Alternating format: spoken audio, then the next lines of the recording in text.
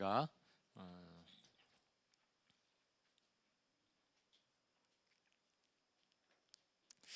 예, 성경 통독 14번째 시간입니다. 드디어 모세오경이 끝나고 잠언도 끝났습니다. 여러 책들이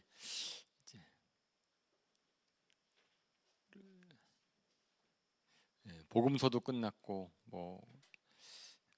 많은 책들을 저희가 봤어요. 그래서 오늘은 신명기 마지막 부분, 신명기 15장부터 34장까지, 그리고 잠언 25장부터 31장까지의 내용입니다. 책이 한 권밖에 없어서 제가 좀 더 집중할 수 있을 것 같습니다.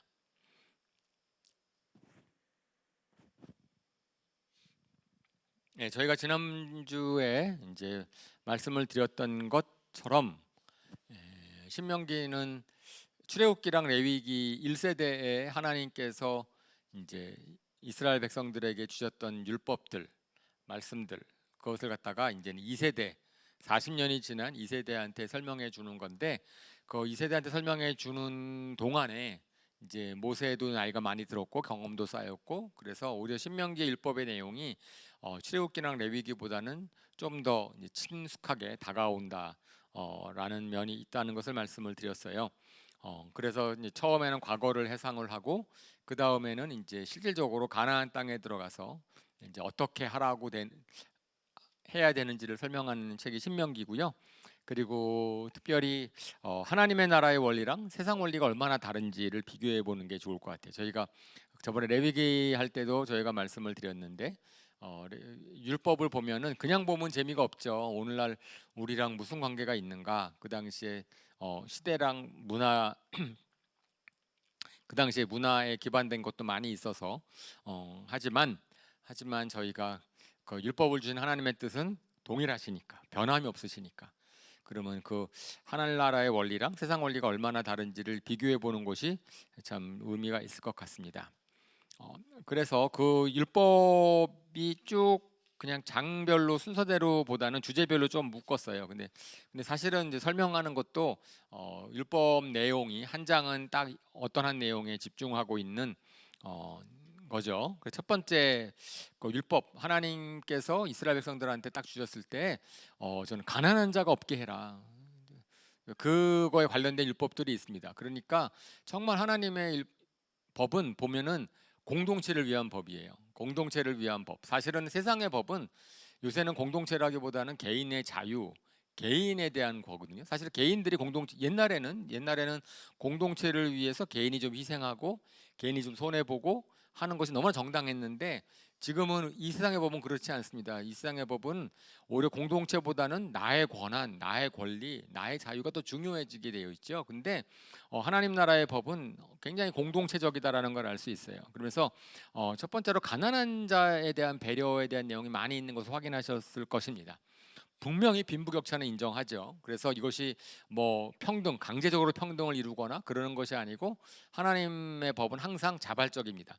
항상 자발적이면서 그렇게 마음이 되도록 하는, 빈부격차가 나게 되어 있는데, 그래서 표현도 하나님은 그냥 말씀을 하는 거예요. 그렇게 안 하면은 크게 벌낸다라게 되면 강제적인 건데, 사실은 이런 법을 이렇게 넉넉하게, 만약에 가난한 사람이 뭘 구워달라고 했을 때 넉넉하게 구워주라고 하는 거죠. 넉넉하게 구워주라 그랬을 때 이것이 율법이 되면은 되게 그렇겠지만, 하나님께서는 그것보다는 이렇게 그냥 원리를 얘기하는 겁니다. 너희 이스라엘 백성 가운데서는 가난한 자가 없게 해라. 그래서 하나님께서 특별히 안식년이라는 7년마다 돌아오는 안식년에 할 일을 정해가지고선 동족들이 빚을 졌으면 빚을 면제해줘라, 빚을 갚지 말라, 빚을 갚으라고 강요하지 말라는 거고, 그 다음에 동족 중에서 종이 된 사람이 있으면은 자유케 하라는 거예요. 그러니까 7년이라는 그 기간 동안에 어쨌든 내는 이제 장사라든지 가난해지면은 남에게 종살이 할 수 있는 거란 말이죠. 그 종살이를 갖다가 허용하지 않는 것이 아니고, 종살이 할 수 있다. 하지만 다시 기회를 줘라 라고 이야기를 하는 겁니다. 그리고 안식년에서 내보낼 때는 넉넉하게 주어서 내보내라. 그냥 마지못해서 내보내는 것이 아니고 오히려 넉넉하게 주어서 자립할 수 있도록 내보내 주어라. 그런데 만약에 나가는 사람이 나는 나 혼자 독립해서 살 자신이 없다. 그냥 주인 밑에서 그냥 잘 종으로 사는 게 더 좋겠다라고 할 수도 있으니까 그럴 때는 귓불에 송곳으로 귓불을 뚫어가지고선 증거를 삼아라. 그래서 갖다가 이제 반드 슬레이브라고 하는 자원하는 종이라는 개념이 신명기에 나오죠. 그러면서 이제 구약 그러니까 신약 성경에 우리가 하나님의 종입니다라고 했을 때 종은 자원하는 종, 우리가 스스로 하나님의 종이 되기로 선택하는 종이기 때문에 이런 신명기에 있는 이제 반드 슬레이브 규정이 적용된다라고 할 수 있습니다. 그래서 저는 한마디로 딱 말해서는 어쨌든 가난한 사람이 없게 하라는 거예요. 이스라엘 동족 가운데서는. 근데 이방인들이나 그 노예로 삼을 수 있고 그 사람네들은 뭐 자유케 안 하고 계속 갈 수 있는데 그럼에도 불구하고 이제 그렇지만 동족 이스라엘 같은 사람들 공동체에서는 가난한 자가 없게 해라라고 얘기를 하고 있습니다. 그 다음에 이제 또 항상 여러 번 반복했기 때문에 제가 요번에는 짧게 정리했습니다. 3대 절기를 또 다시 강조하시죠.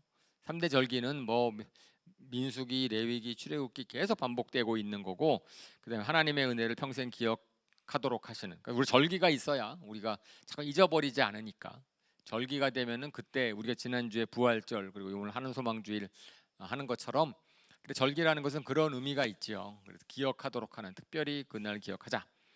그랬을 때 이제는 알죠? 6월절과 무교절. 뭐 1월 14일 6월절. 그다음에 그 이후부터 일주일 동안 무교절. 자, 77절. 77절은 오순절이기도 하고 맥주절이라고도 하고. 77절이 정확하게 어떻게 되는지 혹시 기억하세요? 77절은 77이 49. 그다음에 50일 후인데 어느 날부터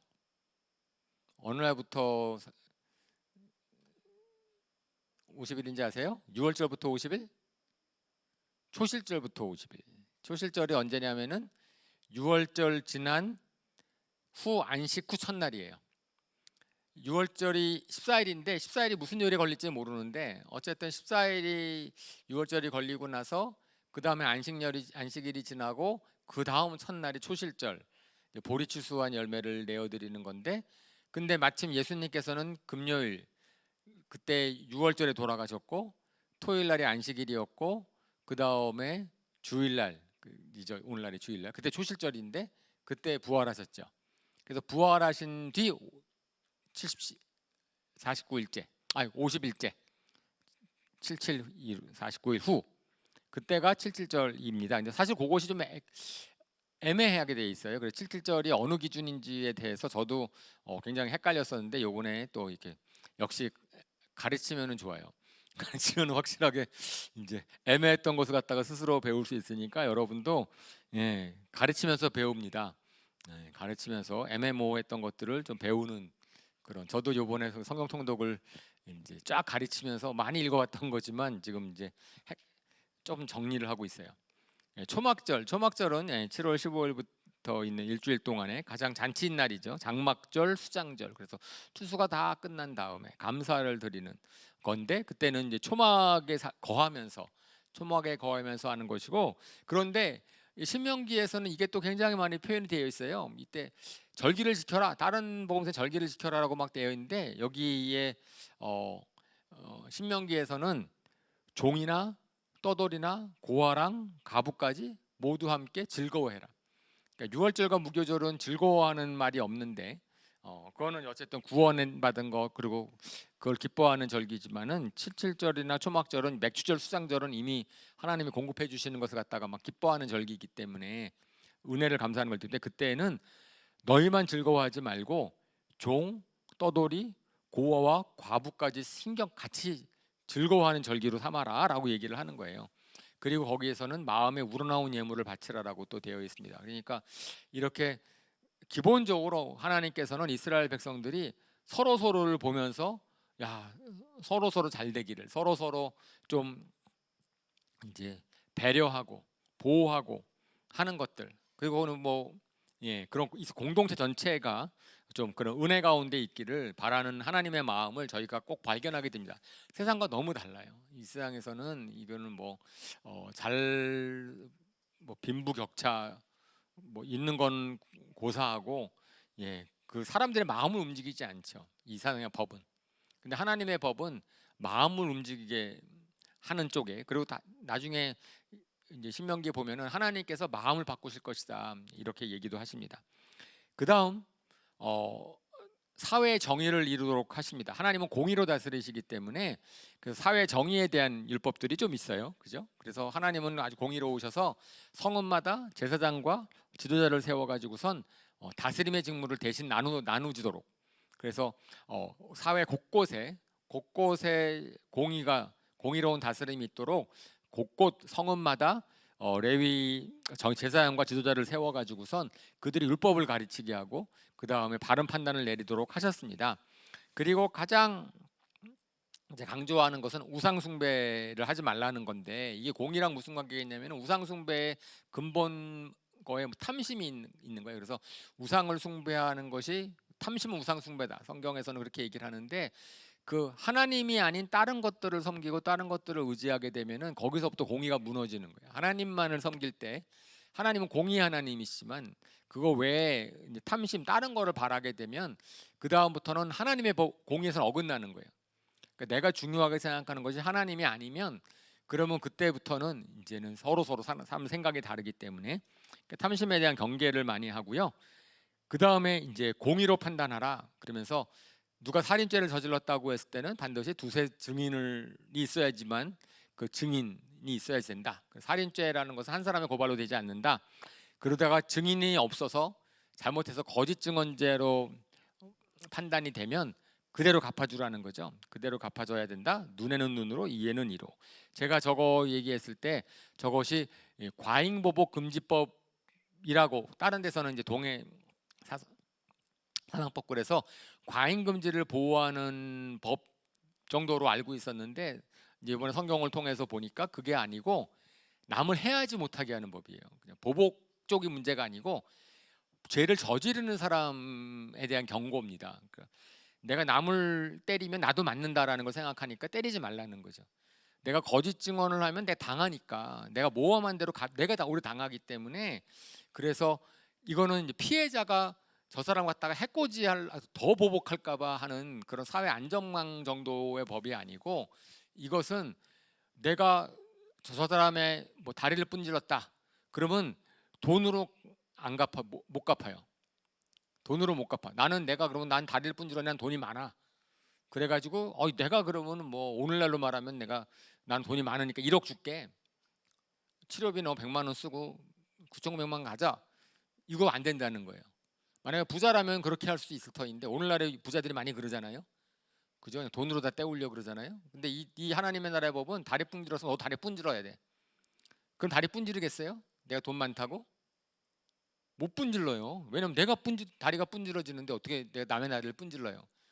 그러니까 이것은 어떤 면에서는 이게 정말 하나님의 공의 같아요. 오늘날 만약에 그런다 그러면은 사람들 함부로 돈 있다고 사람 관심 못할 겁니다. 예, 돈 있다고 폭력 행사하지 못할 거예요. 내가 다른 방식으로 갚으려고 하면 내가 당한다면, 그러니까 그 사람에 대한 배려에 대해서 얘기를 하는 거죠. 그러니까 하나님의 법은 그런 면에서는 이것은 이제 공의다. 이게 공의다라고 성경이 얘기를 해요. 공의로 판단해라. 도피성 제도를 만들어 가지고선 고인지 아닌지를 갖다가 살인할 때 만약에 고의로 살인하지 않았다면은 그것은 또 하나님께서 행위보다는 그 사람의 마음속을 보시니까, 그래서 고의성 없는 살인한 사람을 보호하는 거고, 하지만 살인을 내가 만약 했다 그러면 그 죄에 대해서는 내가 잘못한 게 있으니까 도피성에 머물러야죠. 도피성 밖을 나가면은 죽임을 당할 수 있으니까. 그리고 생명을 함부로 대하지 못하게 하는 게, 정말 이것은 생명에 대한, 한 사람의 생명에 대해서만큼은 생명의 주관자는 하나님이시다. 생명은 뭐 동물의 생명도 너가 함부로 못한다 이러는 건데, 여기 신명기 읽으면서 보셨겠지만은 만약에 들판에 시체가 하나 있다. 들판에 시체가 하나 있으면은 사실은 아무도 죄가 없는 거지. 누가 죽였는지도 모르고 이런 거잖아요. 근데 하나님께서는 들판 안에 시체가 있으면은 그 시체가로부터 가장 가까운 성읍에 있는 사람들이 그 시체에 대해서 제사를 지내라는 거예요. 사람을 죽인 죄를 회개하라는 거예요. 그러니까 그 사람이 어디서 누가 죽였는지 모르지만은 그런 경우에 그 사람의 시체를 내버려 두지 않고 그 생명의 죽은 것에 대해서 누군가가 대속을 해야 된다. 그랬을 때는 가장 가까운 성읍의 거리를 재가지고선 그 성읍에서 이 사람을 위해서 제사를 지내줘라라고 얘기를 하는 겁니다. 그죠? 예. 그리고 결혼 관계를 파기하는 성적 타락에 대해서는 엄하게 경고를 하고 있어요. 이것은 뭐 구약 성경의 결혼 관계의 밖에서의 이제 결혼 관계 밖에서 성적 타락 문제, 그것에 대해서는 엄히 경고를 하셔가지고 이것은 살인죄, 그러니까 예수님 당시에 간음하다 잡힌 여인을 끌고 와가지고선 죽일 거냐 말 거냐라고 하는 그것의 근거가 되는 거죠. 그래서 혼인 관계의 밖에서의 그런 성적인 관계는 전부 다 이제 하나님께서 엄하게, 그것도 가정을 보호하는 거죠. 하나님께서 가정에, 그리고 남을 속한 자를 벌하고, 그러니까 이것은 뭐 하나님의 공의, 하나님은 은혜롭지만 가난한 사람에 대한 은혜가 있지만 그러면서 공의로 다스리시는 그런 하나님인 것을 우리 율법 가운데서 알 수가 있습니다. 그 다음에 이제 이스라엘의 왕도, 이스라엘이 이제 왕을 세울 때 참 이거를 보면은 하나님께서 왕에게 경고하시는 거예요. 가장 권세 잡은 자인데 왕이.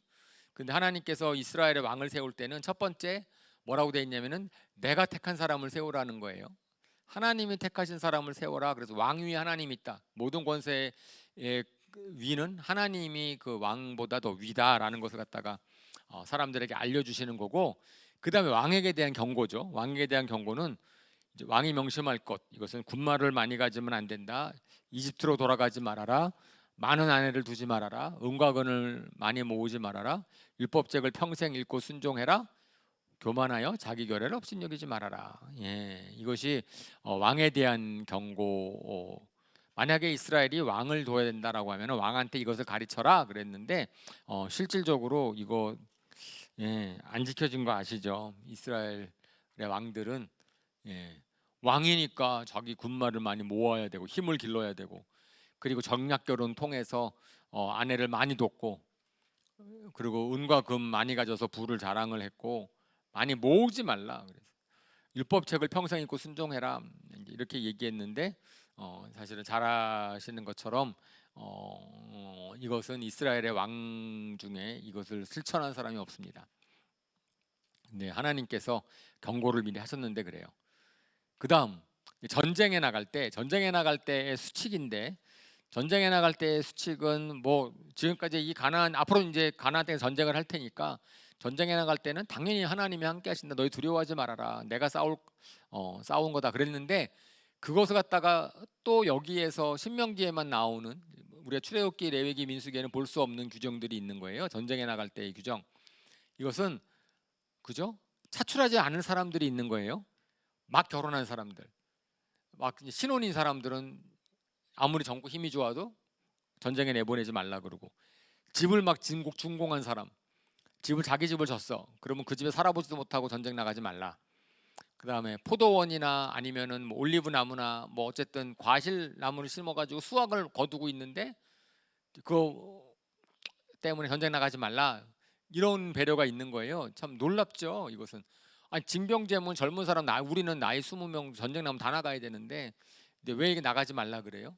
거기서는 이렇게 전쟁 나가서 만약에 그 사람이 죽거나 아니면 다른 너가 수고했는데 수고에 대한 열매를 갖다가 다른 사람이 갖게 되는 것 좀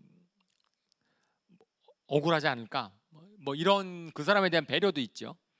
하지만 더 중요한 것은 뭐냐면은 그렇게 그런 사람에 대한 배려를 해도 전쟁에서 어떻게 된다? 이긴다는 거예요. 이긴다. 왜? 전쟁의 승패는 군사의 많고 적음에 있는 것이 아니기 때문에. 전쟁의 승패는, 그래서 뭐 기드온 전쟁도 그렇고 나중에 그럴 때는 두려운 사람들은 돌아가라. 전쟁은 하나님께 속한 거니까 그 하나님을 믿고 나가는 사람들의 전쟁이 일어난다라고 얘기를 하는 거죠. 그리고 이제 전쟁을 할 때는 성읍에 먼저 평화를 전하고, 그래서 평화를 받아들이면 노비로 삼고, 하지만 가나안 성읍은 예외다. 모두 죽여야 된다. 이렇게 말씀을 하셨습니다. 그래서 전쟁 수칙도 이제 왜냐면 가나안 땅에 전쟁을 해야 되니까, 실질적으로 신명기에서 얘기하는 하나님의 율법은 생활 율법이죠. 생활 가운데서 저 주제가 이제 십계명을 지난주에 강조를 했었는데, 십계명을 먼저 다시 강조하고, 특별히 십계명 중에서 우상 숭배를 강조한 다음에는 그 다음부터는 이제 생활에 대해서 어떤 하나님의 원리로 살도록 하셨습니다.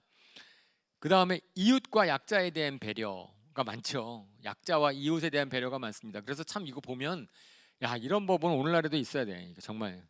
그렇죠? 그런데 원칙이 이거예요. 원칙이 하나님께서 그 이웃과 약자에 대한 배려를 하면서 계속 강조하는 게 있습니다. 그게 뭐냐면은 너희가 이집트에서 종살이했던 것을 기억하라는 거예요. 너희가 이집트 종살이했을 때 너가 어땠냐, 너가 기분 좋았냐, 그들이 앞잡을 때 좋았냐. 그렇지 않았으면은 너희도 다른 사람한테 그렇게 하지 말아라. 그러니까 제가 지난번에도 말씀을 드렸지만은 정말 율법 중에 율법은 예수님께서 말씀하시는 것처럼 너가 대접을 받고자 하는 대로 남을 대접하라는 거예요. 너가 그런 대우 받기 싫으면 남한테 그렇게 대우하면 안 된다. 이것이 우리가 굉장히 이제 쉽게 적용할 수 있는 것. 내가 욕 먹기 싫으면 남 욕하지 말고, 내가 의심받기 싫으면 남 의심하지 말고, 그죠? 내가 뭐 비난받기 싫으면 남 비난하지 말고, 뭐 그런 거지요. 그래서 하나님의 은혜를 다른 사람들한테 갚도록 해라. 그랬을 때는 뭐 이런 거예요. 뭐 추수할 때 너희가 추수를 갖다가 제대로 다 하지 말아라. 좀 남겨둬라. 그러니까 우리 같으면은 그냥 다 챙기려고 애를 쓸 텐데, 혹시 떨어뜨리는 거 없나? 내 거 내가 그냥. 근데 그런 것들은 누군가가 어, 가질 테니까. 그러면서 하나님께서 그들한테 얘기할 때 이게 의미 있어요. 외국 사람 고아와 가부. 고아와 가부뿐 아니라 외국 사람한테도 은혜를 베풀라는 거예요. 같은 너희 또래에 있는, 그러니까 외국 사람들이 하나님 나라의 공동체, 이스라엘 백성에 왔는데 그들이 왕따냐, 그들이 배려 받지 못하냐만 아니다. 그들도 갚으라는 거죠. 그 다음에 또 성경의 율법에 보면은 이웃이 잃어버렸어. 내가 가다가 보니까 잃어버린 뭐가 땅에 떨어져 있어. 뭐 옷이 떨어져 있거나 뭐 동물이 길을 잃고 헤매거나 그러면은 반드시 주인을 찾아줘라. 너희가 이웃을 배려해서 이웃이 잃어버린 것을 못 본 척하지 말아라. 이런 내용도 있고, 뭐 이거는 뭐 여자 포로를 아내로 삼으면 아내답게 대하여라.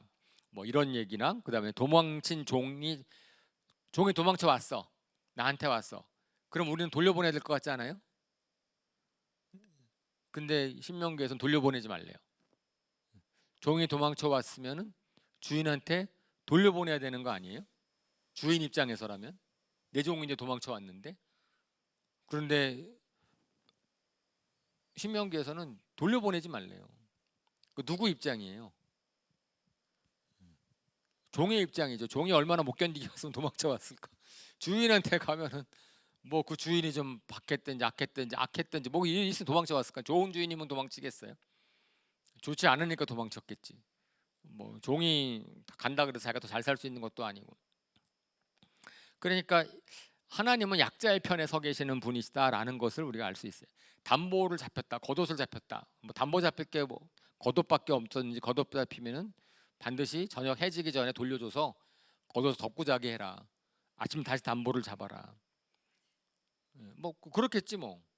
예, 그 배려하는 거. 정말 저 사람, 그러니까 우리가 참 그런 거 약하거든요. 우리는 내 생각에 딱 고정되어 있으면 다른 사람이 어떻게 생각할지, 다른 사람의 형편이 어떨지를 갖다가 별로 생각 안 하거든요. 너무 익숙해 있어요. 근데 이렇게 율법을 정말 보면은, 율법을 보면서 하나님의 마음을 헤아리면은, 그러니까 그것이 그거예요. 그러니까 우리가 마태복음 25장에 하나님 예수님께서 양과 염소 비유를 들 때, 양과 염소 비유를 들면은 세상적인 기준에서는 죄가 아니거든요. 염소에 속한 사람들이.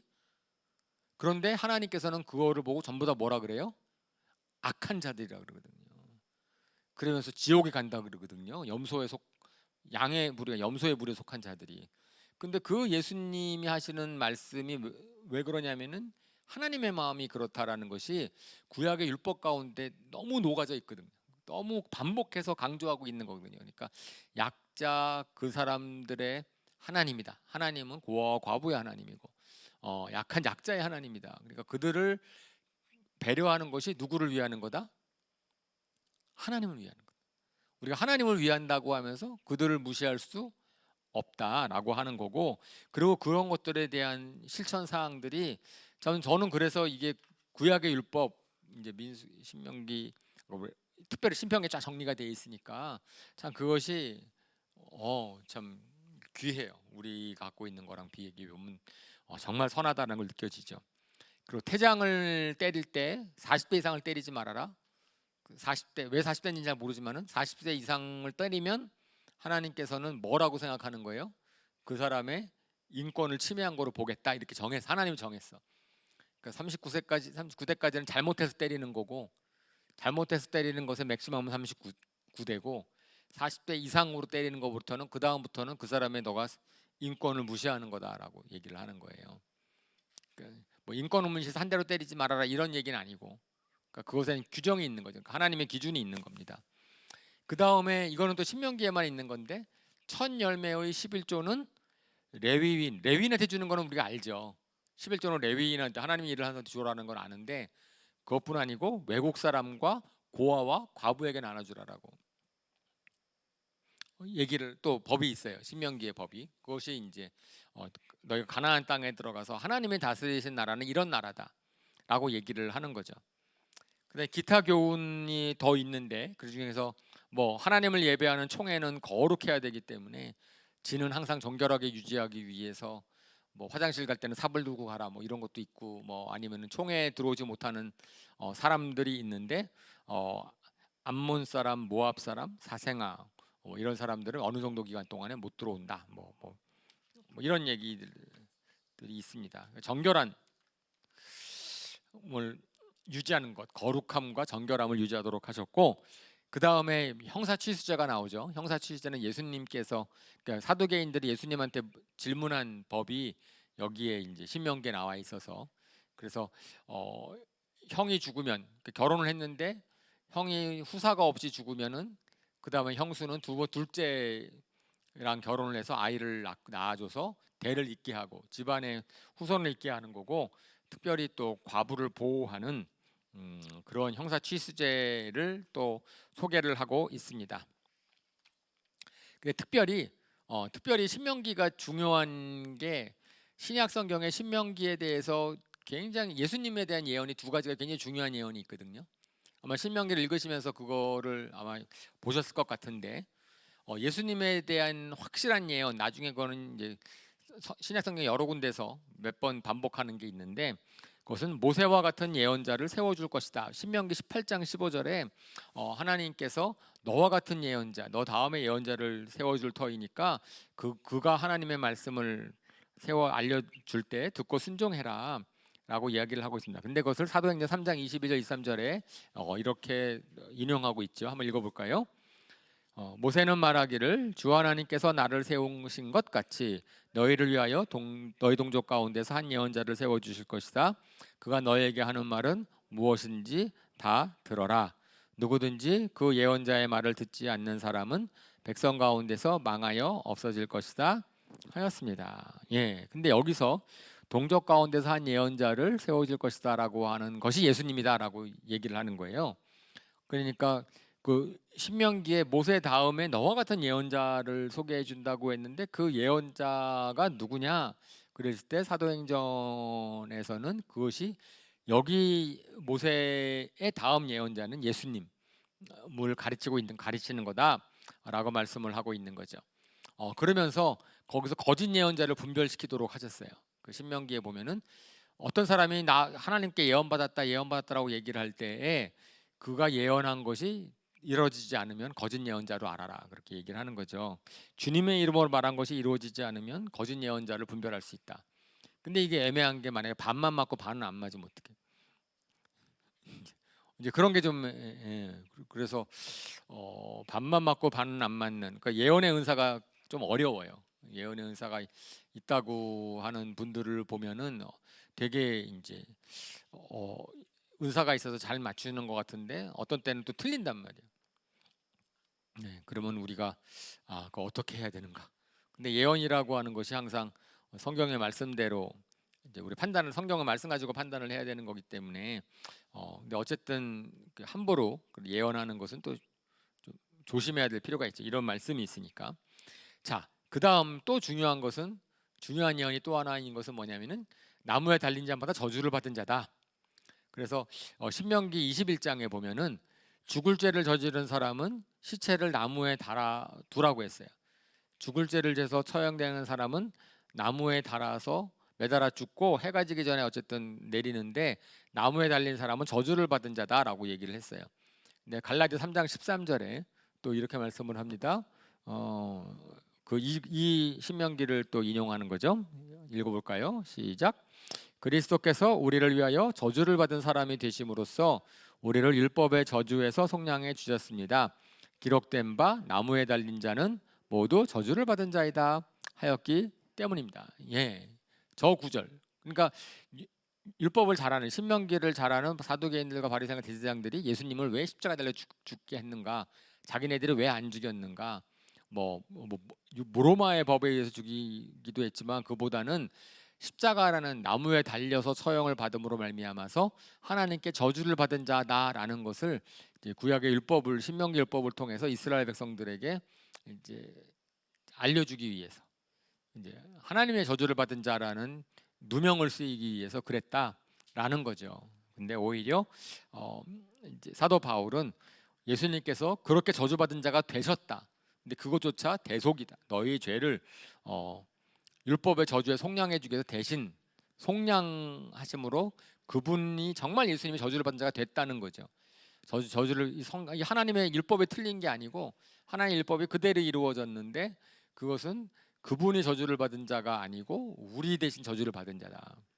율법을 다 어긴 저주해서 속량해 주셨다라고 얘기를 하고 있습니다. 그래서 신명기에서 예수님에 대한 굉장히 중요한 신약에서 이제 제가 지난주에도 말씀을 드렸지만은 이 신명기의 말씀들은 한 80번 정도 인용이 돼요, 신약에서. 그리고 굉장히 자주 인용이 되는 성경이기 때문에 우리가 이제 신명기를 보면서 계속 다른 아마 그런 어디서 많이 본 것 같은 것들을 많이 느끼셨을 거예요. 자, 그 다음에 이제 27장, 28장은 그 유명한 축복과 저주의 장입니다. 신명기 하면은 이제 이렇게 얘기를 하세요. 그러니까 이 구절들을 저희가 좀 떠올리게 되는데 언약을 갱신하시고 그러니까 사실은 그 호렙산에서 1세대와 언약을 맺으셨는데 하나님께서 이제는 다음 세대와 다시 한번 언약을 맺으시는 거예요. 그래서 가나안 땅에 들어가면 언약을 갱신하라 너희가 그렇게 하는데 큰 돌을 하나 구하고 큰 돌을 구한 그 호렙산에서 언약을 맺을 때 십계명을 받았거든요. 모세가 십계명을 받아가지고서 십계명을 받은 것이 이제는 호렙산에서 맺은 1세대와의 언약이에요. 십계명은 이미 있잖아요. 그런데 2세대와는 어떤 언약의 징표를 삼을 것인가 그랬을 때 가나안 땅에 들어가면은 큰 돌을 구하고 석회를 바르고 거기다가 율법을 기록해라라는 거죠. 그리고 그 돌을 에발산에 돌을 놓으라. 그러면서 이것이 일종의 언약입니다. 언약, 하나님의 언약을 너희가 기억하는 징표로 그 돌을 넣어라. 그리고 그 다음에 거기에서 이제 번제와 화목제를 드려라. 그러니까 율법을 적은 다음에 번제와 화목제를 드리는 거로 그러면 내가 너희 2세대와 너희들과 언약을 맺는 거로 율법을 주신 거로 하겠다라고 하는 건데 그 다음에 이제는 그리심산에서 6지파가 짝수고 에발산에서 그러니까 그리심산과 에발산이 서로 마주보고 있는 가까운 산인데 한쪽 산에는 6지파가 쫙 몰려서 있고 한쪽 지파에는 또 6지파가 쫙 몰려서 있고 그래서 그림산에서는 축복을 선포하고 에발산에서는 저주를 선포하도록 하세요. 실질적으로 이거 여호수아서를 보면은 그렇게 하죠. 들어가서 이제 가나안 땅에 들어가서 에발산과 그리심산에서 서 가지고선 이렇게 축복과 저주를 하는 그런 일을 합니다. 그러니까 언약을 갱신하는 걸 미리 이제 그렇게 하라고 명령을 하시는 거고 그 다음에는 28장이 굉장히 긴 장인데 28장이 굉장히 긴 장이어서 이제 하나님의 계명을 지키는 순종하는 사람이 받는 복 쫙 얘기를 하십니다. 근데 그 복은 1절부터 14절까지밖에 없어요. 그래서 거기에서는 너희가 모든 민족에게 뛰어나게 하실 것이다. 어디서나 복을 받을 것이다. 성읍에서도 들에서도 들어가고 나가고 복을 받을 것이다. 너희가 속한 모든 곳에서 복을 받을 것이다. 그래서 너뿐 아니고 너희 자손이나 땅도 복을 받고 그다음에 집진순도 복을 받는다. 하는 모든 일이 복을 받는다. 그리고 하나님께서 너희를 높이셔서 머리가 될지언정 꼬리가 되지 않게 하옵시고 뭐 이렇게 또 적들을 능히이기게 하실 것이다. 예, 제가 어렸을 때 교회를 안 다닐 때 우리 어머님은 교회를 혼자 다니셨고 저희 뭐 유교 집안이고 있으니까 아무도 교회를 안 다녔는데 저는 이 기억은 나요. 우리 어머니께서 우리를 위해서 기도해 주실 때 머리가 될지언정 꼬리가 되지 않게 하시고 그게 하도 표현이 이제 익숙해요. 그게. 그래서 제가 교회를 다니기 전부터 이 말씀을 알았어요. 그래서 이게 뭐 어디 있나? 머리가 될지언정 꼬리가 되지 않게 해주십시고 예, 뭐 이렇게 막 나가든 들어오든 복을 받고 나가도 복을 받고 들어오도 복을 받고 하는 일마다 복을 받게 해주시고 예, 우리 어머님께서 저희를 위해서 기도해 줬던 저를 위해서 기도해 줬던 게 기억에 나는데 여기 있더라고요. 신명기에. 그러고 나더니 이제 근데 너희가 이제 순종하지 않으면 완전히 반대가 일어난다. 저주가 일어난다. 그러면서 나가도 저주받고 어디서나 저주를 받는다. 너가 어디든지 간에 저주 가운데 있다. 나에 속한 모든 걸 저주다. 너만 저주받는 게 아니고 너의 자손도 저걸 받고 땅도 저주를 받고 짐승도 저주를 받고 이렇다는 거예요. 그러니까 각종 질병 기근으로 망하게 될 것이다. 그러다 보니까 고통, 염려, 두려움이 일상이 된다. 뭐 그것은 너가 피할 도리가 없다. 대적의 압제와 착취를 당하게 될 것이다. 다른 민족에 가서 우상을 섬기게 될 것이다.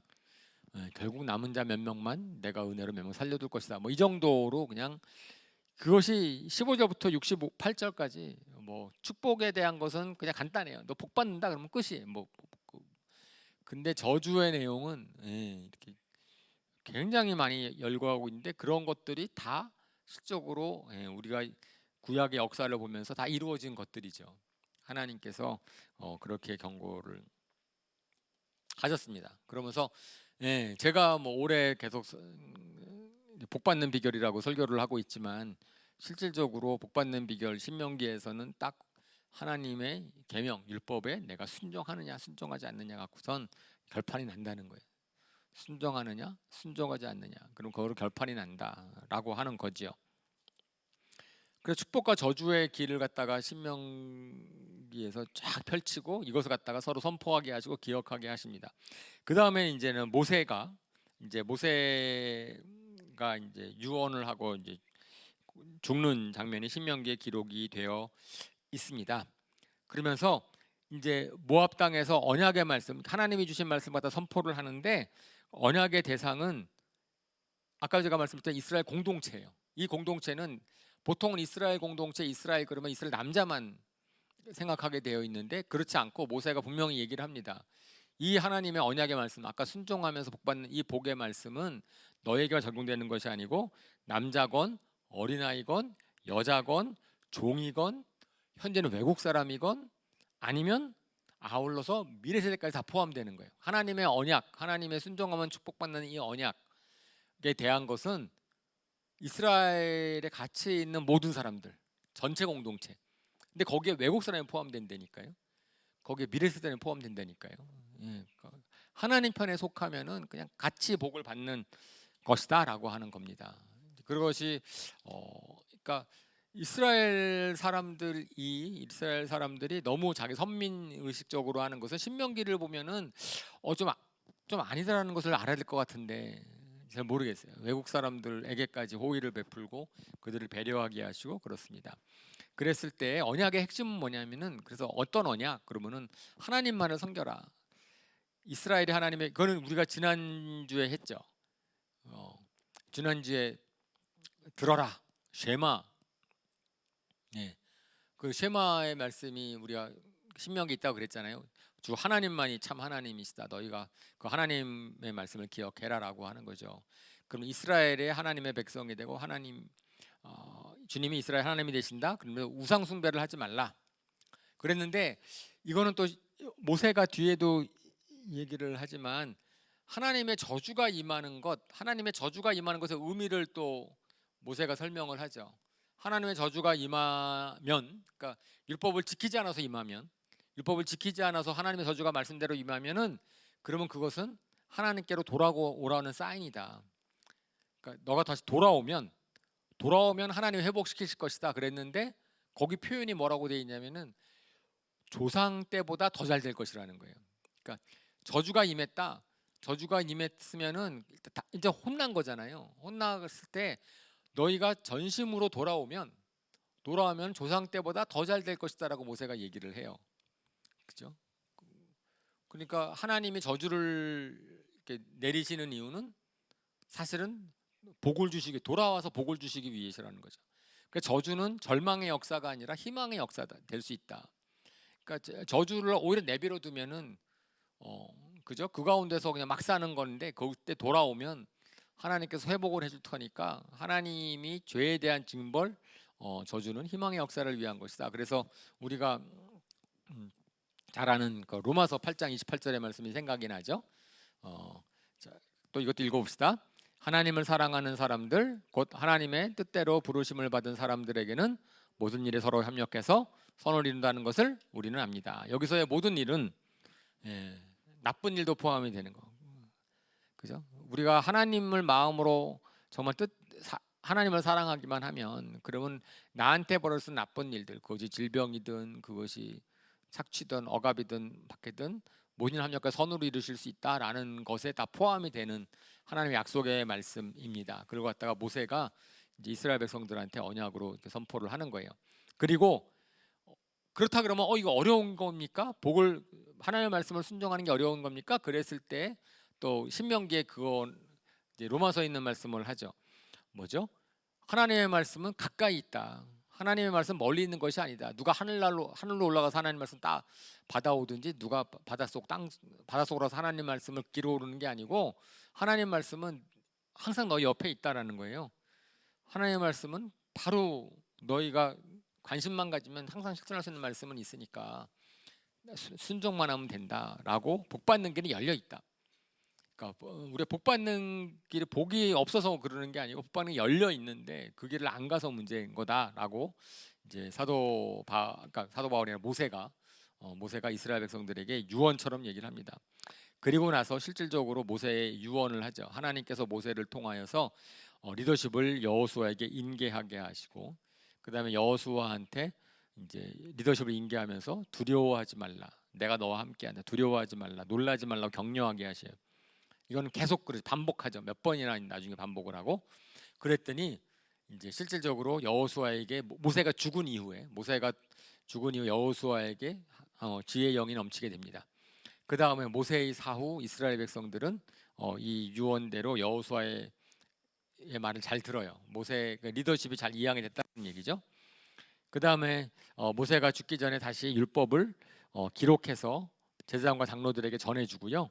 그리고 안식년 7년마다 돌아오는 안식년일 때 초막절에 율법을 갖다 낭독하게 합니다. 그러니까 온 백성들에게 율법을 쫙 낭독하라. 그럴 때 안식년이 오는 7년마다 한 번씩 초막절에서 율법을 낭독하게 해요. 그 다음에 연합계 옆에도 증거로 삼도록 하십니다. 이제 그 다음에 이제 모세의 노래가 나오죠. 모세의 노래가 쫙 아마 오늘 어저께 읽으셨을 터인데 하나님께서 모세에게 노래를 모세의 노래는 거의 오늘날의 랩보다 훨씬 더 큰 것 같아. 곡보다 이거 왜 노래라고 했는지 모르겠는데 모세가 노래를 가르쳐서 부르라 그랬는데 가사가 너무 길잖아요. 가사가 아주 그냥 굉장히 긴 노래를 만들어서 부르도록 하십니다. 근데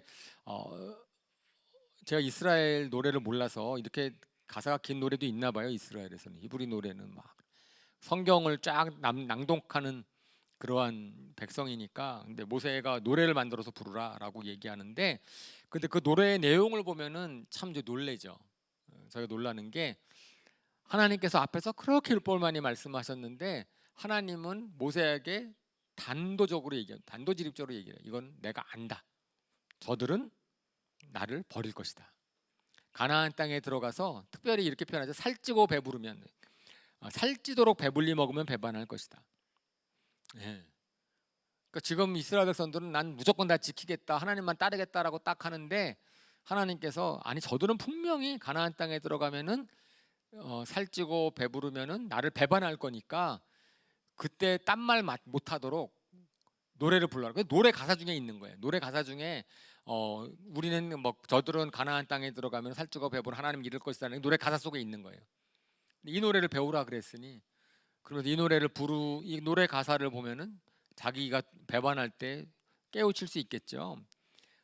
하나님께서는 우리의 속마음도 아시고 미래도 아시고 우리가 얼마나 간사한지 실질적으로 잘 되는 것, 이 세상에서 복 받는 것, 제가 계속 말씀을 드렸지만 하나님이 주시는 복은 관계성의 복입니다. 하나님의 복이지 이 땅에서 돈 많고 잘 살도록 하는 게 아니에요. 왜? 예, 아마 거의 정말 높은 확률로 우리가 이 세상에서 잘 되면은요, 잘 되면은 하나님 필요 없다 그럴 거예요. 하나님 없이 살려고 할 거고, 그러기가 너무 쉽죠. 다른 게 우상이 되기가 쉽죠. 그러니까 오히려 그냥 많아도 돈이 많아도 그냥 그 하나님이 주신 거니까 써버리는 그런 마음을 가져야지. 만약에 내가 조금이라도 그 욕심이 생기면 그거에 마음이 생기면은 그거는 뭐 백발백중 그렇게 될 거다라는 얘기입니다. 노래 내용을 보면은 하나님이 어떤 분이신지라도 먼저 처음에 쫙 노래를 하죠. 하나님이 얼마나 놀라운 분이신지, 얼마나 진실하신 분이신지, 진실하신 분이신지, 지금까지 하나님이 얼마나 잘 이끌어 오셨는지를 갖다가 쭉 노래를 하고, 그 다음에 제가 좀 전에 말씀을 드리는 것처럼, 그런데 너희가 하나님을 잃어버릴 것이다, 잊어버릴 것이고 우상을 따라갈 것이다. 근데 그러면서 노래에서 하나님을 계속 반복해서 뭐라고 표현하냐면은 질투를 일으킬 것이다. 하나님이 질투하게 너희가 만들 것이다. 하나님은 질투하는 하나님이시다 라고 얘기를 하고, 그 다음에 하나님이 재앙을 내리실 것이다. 그럴 때 그 재앙을 내리는 이유는 회개하고 돌아오라고 하는 거다. 그러니까 항상 그런 것 같아요. 항상 회개하고 돌아오면 그때는 시작이야. 근데 끝까지 회개하지 않으면 그러면 지금 안 좋은 일은 그냥 가는 거예요. 그죠? 그러니까 반성하면 안 되고 후회하면 안 되고 돌이켜야 되죠. 그죠? 회개를 해야, 그래야 이제 복이 내리는 거죠. 근데 복이 내리는 건데, 그런데 이제 회개하지 않고 반성만 하고 후회만 하면은 그거는 회개가 아니다라고 하는 겁니다. 그래서 그러면 징계 중에서 긍휼을 베푸신다 하나님께서, 그런 내용으로 아주 길게 얘기를 하고 있어요. 노래를 하고 있어서 아, 어떤 곡조인지도 잘 모르겠지만 어쨌든 이런 노래를 하나님께서 모세에게 가르쳐서 배우게 그들을 가르쳐라라고 얘기를 하십니다. 그리고 모세가 이제 마지막에 12지파를 축복하죠. 12지파를 축복하고 죽습니다. 그러니까 야곱이 축복하는 거랑 어, 모세가 축복하는 거랑을 좀 비교해 보면 의미가 있는 것 같아요. 그래서 창세기에 야곱이 49장 창세기 49장에 죽기 전에 12지파를 축복하잖아요. 근데 이제 모세가 12지파를 축복하거든요. 그거 갖다가 좀 비교해 보시면은 12지파를 각각 적절하게 축복을 하는데, 그런데 좀 몇 가지 보면 좀 비슷한 게 있어요. 비슷한 것들이 있어요. 뭐 어느 지파는 야곱도 바닷가에 산다 그랬는데, 그리고 모세도 너희가 바닷가에서 해상무역을 할 것이다라고 축복도 하고, 그러니까 어떤 지파들은 축복의 내용이 비슷해요. 근데 축복의 내용이 좀 바뀐 지파들이 있습니다.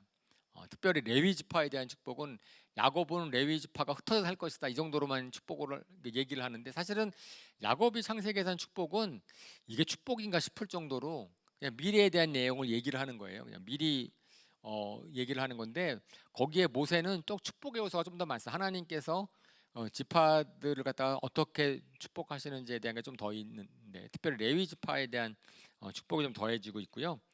유다 지파에 대한 축복은 좀 약해져 있고, 그 다음에 또 특별한 것 중에 하나가 시므온 지파가 빠져요. 그러니까 모세의 축복 혹시 오늘 읽으셨을 터인데, 그죠? 누구 어느 지파 뭐 하고 어느 지파 뭐 하고 있는데 혹시 발견하셨어요? 시므온 지파 없는 거?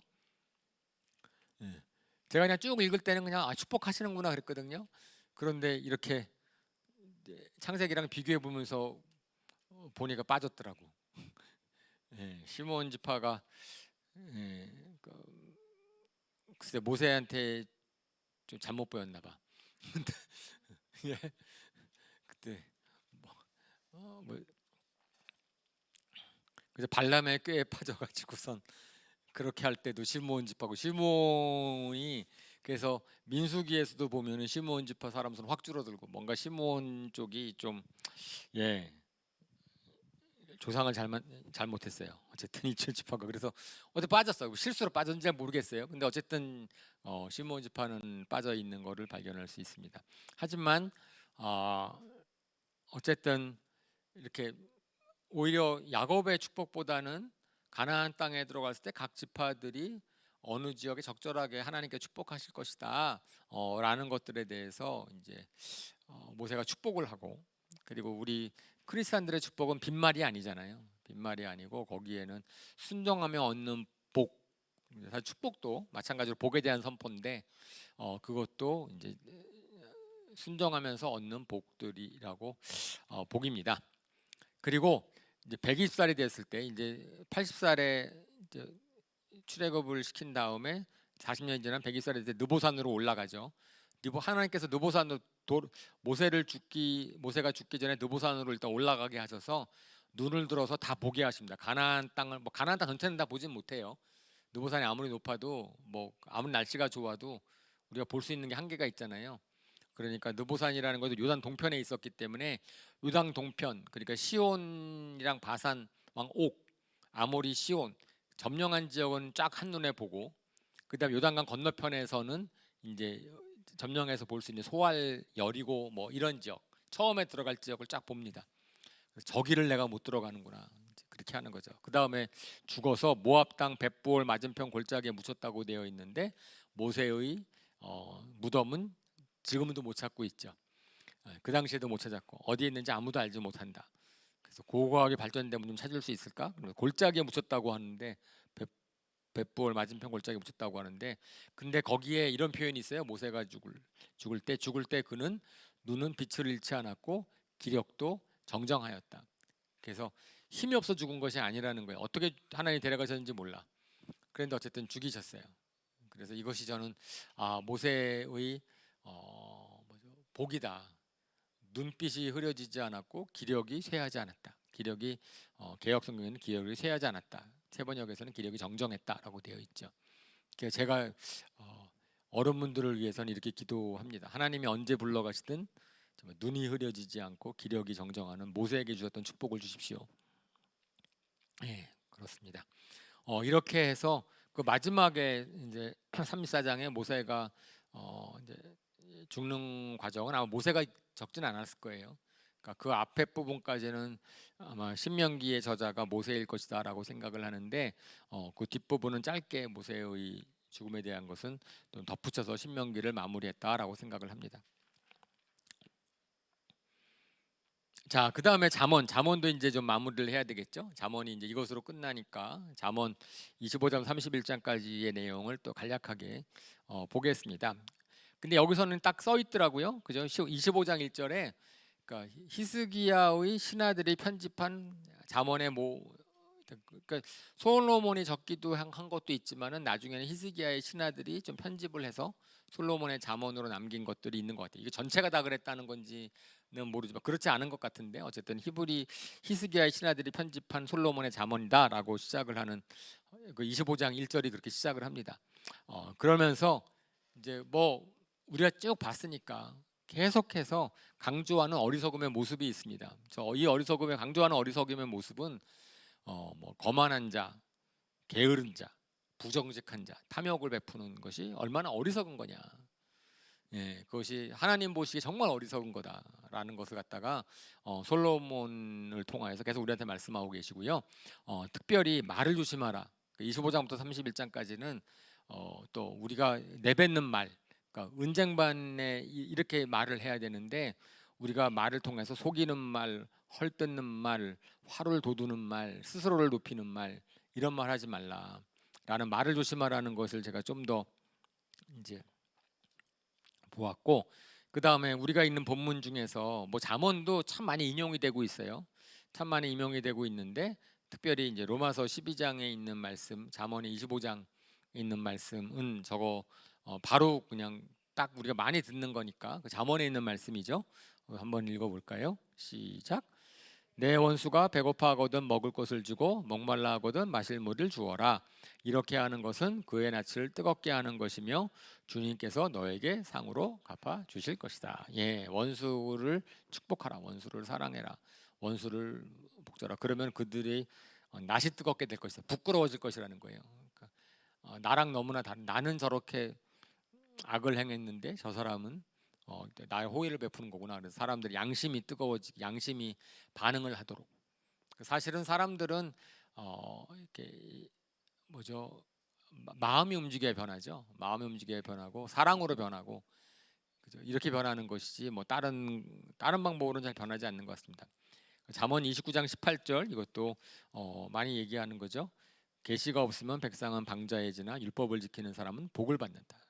묵시가 없으면, 하나님의 말씀이 없으면, 비전이 없으면, 그러니까 이거는 이제 계시 묵시 그러지만 우리가 비전이 없으면 사람들은 방자해진다. 목표가 없으니까. 그래서 저는 이게 우리 교회도 그렇고 우리가 인생 내가 살아가는 것도 그렇고, 제가 지난주에 하늘 소망도 그랬지만은 이게 중요한 것 같아요. 사람은 비전, 하나님이 주시는 비전이에요. 그러니까 제가 이거죠. 그러니까 나의 소원과 예, 하나님이 주시는 소망은 다른 거죠. 그러니까 하나님이 주시는 소망은 하나님으로부터 말미암았기 때문에 하나님이 이루실 것인데, 그것을 내 소원으로 삼는 게 복이죠. 그게 비전이죠. 그러니까 하나님이 주신 것을 택하는 게 비전. 비전과 야망의 차이점이죠.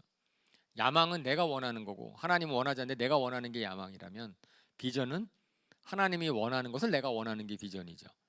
그러면 그 비전이 있는 사람은 방자에 행하지 않는다 라고 하는 거고, 근데 그 비전의 근거는 하나님의 계시의 말씀이고 예언의 말씀인 거죠. 그래서 이제 그 말씀이 잠언에 있습니다. 그 다음에 어저께 읽은 거랑 오늘 읽은 거는 솔로몬의 잠언이 아니고 이제 누구의 잠언이다라고 얘기하고 있는 아굴의 잠언. 아굴의 잠언은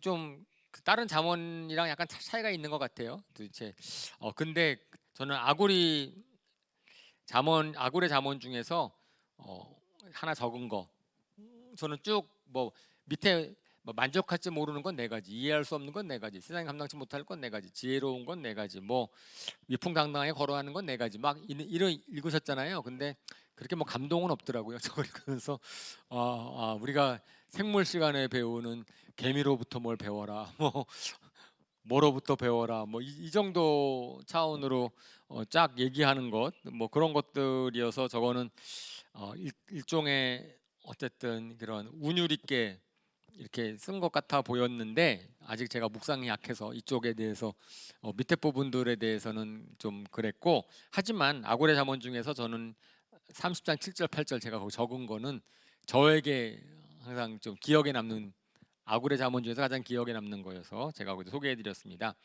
주님께서 두 가지 간청을 드리니 제가 죽기 전에 그것을 이루어 주십시오. 허위와 거짓말을 저에게서 멀리하게 하여 주시고 저를 가난하게도 부유하게도 하지 마시고 오직 저에게 필요할 양식만을 주십시오. 이것이 저 아굴의 잠언 중에서는 저가 항상 기억하고 있는 겁니다.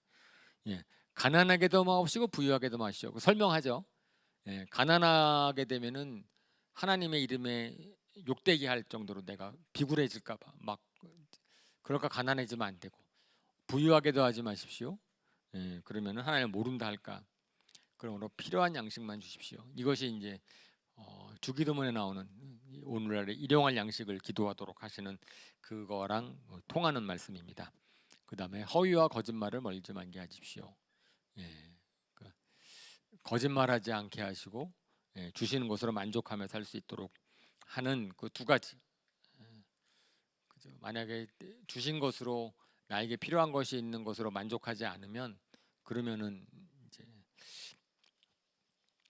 별로 하나님께 영광 돌리지 못한다. 아굴의 잠언이고, 그 다음에 르우엘 왕 어머니의 잠언. 르우엘 왕의 어머니가 르우엘 왕에게 준 잠언이 쫙 나와 있는데, 거기에서는 우리가 유명한 현숙한 여인에 대한 이야기가 쫙 있죠. 오늘 읽은 본문이죠. 그래서 왕은 포도주와 독주를 마시지 마라. 포도주와 독주를 먹으면은 공의 판단을 잃어버릴 수 있으니까 왕은 술 먹지 말아라 이제 이렇게 해야 된다고 하고 공의로운 재판을 하라라는 걸 딱 강조한 다음에 그 다음에 그 어머니가 굉장히 지혜로운 아내를 잘 얻어라 이제 그 얘기하면서 현숙한 아내는 어떤 아내냐 쫙 얘기를 합니다. 성실하고 부지런하고 긍휼을 베풀고 뭐 지혜와 교훈이 있고 자신감과 위엄이 있고 뭐 그러면서 아마 오늘 보셨을 거예요. 뭐 예. 정말 저는 옛날에 우리 조선 시대 우리나라의 어머님 생각이 막 나던 그 묘사하는 게 그죠. 다른 사람들은 막 남편은 막 이렇게 게으르 빠져도 자기 아침 새벽에 일어나서 밥하고 뭐 옷하고 뭐 집안 살림 다 하고 뭐 이런 모습이 막 떠오르던데 그걸 보면 근데 그것이 현숙한 이제 정말 이제 칭찬받을 만한 그러면서 이제 31장 30절에 딱 이렇게 요약을 하죠. 고운 것도 거짓되고 아름다운 것도 헛되지만 주님을 경외하는 여자는 칭찬을 받는다. 예, 고운 것도 거짓되고 아름다운 건 헛되다. 남자들은 곱고 아름다운 여자를 좋아하는데 그러지 말고 주님을 경외하는 여자를 좋아해라. 왕은 특별히 뭐 이런 루엘의 어머니가 루엘 왕한테 주는 그러한 교훈입니다. 네, 그래서 이제 이렇게 저희가 레위기 읽으면서 민수기 읽으면서 신명기 읽으면서 잠언 한 장씩 읽었어요. 저는 그게 뭐 나쁘지 않았던 것 같아요. 그죠? 나쁘지 않고 구약에 하나님이 율법을 주실 때 그 율법에 주시는 내용이랑 잠언에서 얘기하는 지혜로운 자랑 통하는 것도 많고 그 다음에 잠언은 늘 우리가 그 잠언도 기본적으로 복 주는 거잖아요. 그러니까 지혜로운 사람 복 받는다. 어리석은 사람은 복 없다. 그러는 거고 신명기도 복 받으려면 이렇게 해라 저렇게 하라는 거니까 특별히 오늘 상반기에 하나님께서는 저로 하여금도 설교를 그렇게 하도록 하시고 정말 하나님은 복 주기를 원하시는데 하나님의 말씀에 순종함으로 성경 말씀에 있는 하나님의 마음대로 순종함으로 복 받는 저와 여러분 되시기를 주님의 이름으로 축원합니다. 아멘. 우리 이 시간 또 이제 혹시 질문 있으세요? 야, 오늘은 1분 먼저 끝났어. 혹시 한경재 씨 모세오경, 신명기, 잠언 뭐 이들 중에서 혹시 질문 있으시면 개별적으로 알려주시면 언제든지 제가 아는 만큼 답을 해드리도록 하겠습니다. 그럼 우리 기도합시다. 이렇게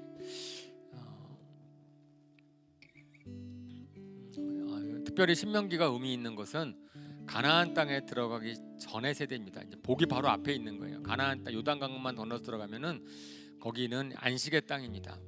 안식의 땅. 근데 사실은 그 땅 자체가 안식의 땅이 아니고 오늘 모세를 통해서 하나님께서 말씀하신 것처럼 계명을 순종하면은 안식의 땅이 된다는 거예요. 땅에 비밀이 있는 것이 아니고 순종하는 것은 계명에 순종하느냐, 하나님의 말씀, 하나님의 뜻에 순종하느냐, 이제 그것이 안식이냐 아니냐, 그 동일한 땅이 저주의 땅이 될 수 있다라고 말씀을 합니다.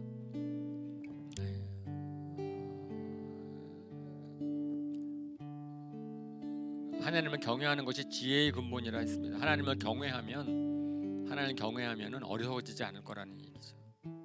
저희가 우리 그것을 위해서 기도했으면 좋겠습니다. 정말 복의 문이 열려 있는데 하나님을 경외하고 겸손하게 말씀에 순종하면 되는데 하나님 정말 그러한 제가 될 수 있게 하여 주십시오. 우리 공동체가 될 수 있게 하여 주십시오. 하나님의 복은 이스라엘 모든 사람들이 다 가난하지 않고 정말 잘 사는 서로 배려하고 잘 사는 것인데 정말 그러한 복을 누리게 하여 주십시오.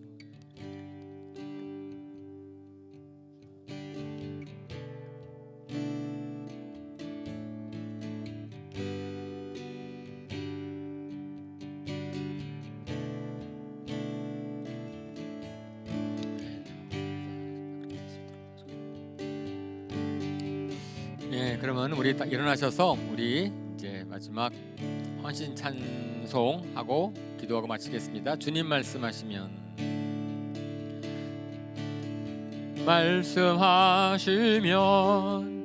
내가 나아가리라. 주님 뜻이 아니 아니면 내가 멈춰서리다. 나의 가고 서는 것 주님 뜻에 있으니 오 주님 나를 이끄소서. 주님 말씀하시면 내가 나가리다. 주님 뜻이 아니면 내가 멈춰서리다. 나의 가고 서는 것 주님 뜻에 있으니 오 주님 나를 이끄소서. 뜻하신 그곳에 나 있기 원합니다. 이끄시는 대로 순종하며 살리니 연약한 내 영혼 통하여 임하소서. 주님 나라와 그 뜻을 위하여 뜻하신 그곳에 나 있기 원합니다. 이끄시는 대로 순종하며 살리니 연약한 내 영혼 통하여 일하소서. 주님 나라와 그 뜻을 위하여 오 주님 나를 이끄소서. 아멘. 아멘. 감사합니다. 주님께서 지난 일주일 동안 신명기의 말씀을 통하여서 하나님 저희에게 아버지의 뜻이 무엇인지를 다시 깨닫게 하시고 생각하게 하시니 감사를 드립니다. 하나님 정말 주님께서는 이스라엘 백성들을 사랑하셔서 하나님 복을 주기를 원하시는데 그러기 위해서는 계명을 지키라고 하나님의 마음을 알려고 하시는데 결국은 이스라엘 백성들이 실패했습니다. 그런 잘못을 우리 신약세를 사는 우리는 저지르지 않을 수 있도록 하나님이 신명기 말씀으로 주신 하나님의 법과 잠언으로 통하여서 주시는 그런 지혜로운 사람, 그 사람의 모습을 저희가 닮아갈 수 있도록 하나님 인도하여 주시옵소서. 주의 성령님께서 저희 안에 하나님 정말 성령의 열매를 맺을 수 있도록 하나님 정말 저희 역사하여 주시기를 간절히 기도합니다. 감사드리며 이 모든 말씀을 예수님의 이름으로 기도합니다. 아멘. 예.